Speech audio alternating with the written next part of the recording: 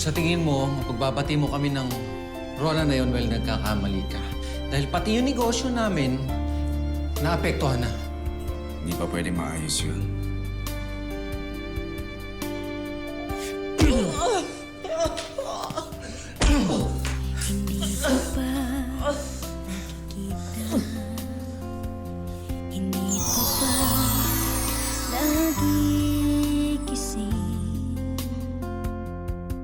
Hoy!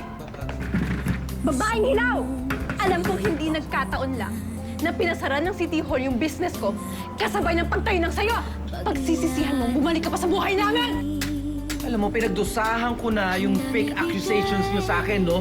Pero ikaw, ngayon ka palang mananagot sa batas dahil illegal yung ginagawa niyo! Ano nangyari? Sinong demonyo ang gagawa nito? Gia! Kakilala kayo? Opo, Daddy. Siya po ang guardian angel ko. Hoy! Asan ang mga magulang niyo? Ang langit, pagtangan ko ang iyong kamay ng mahigpit.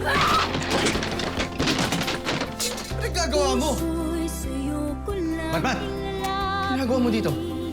Uwi na tayo. Dito ka na! Ha? Pasok ka dyan! araw sa'yo. Yan!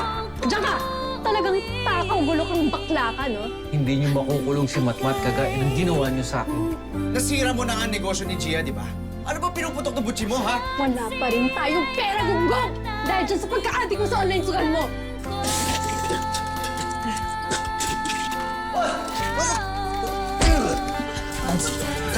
Dapat kailangan ka, ha?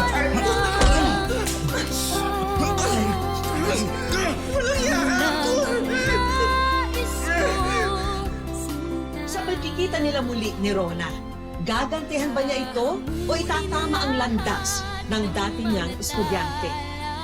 Amin ding ibabahagi ang kwento ni John o mas kilala bilang Princess, ang dati niyang ganda na ibinibida sa mga gay beauty contest, ngayon ay nakubli ng isang karamdamang dumapo sa kanya.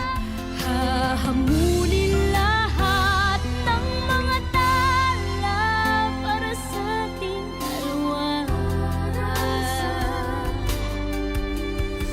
Abangan sa Wish Ko Lang ngayong Sabado, 4 p.m.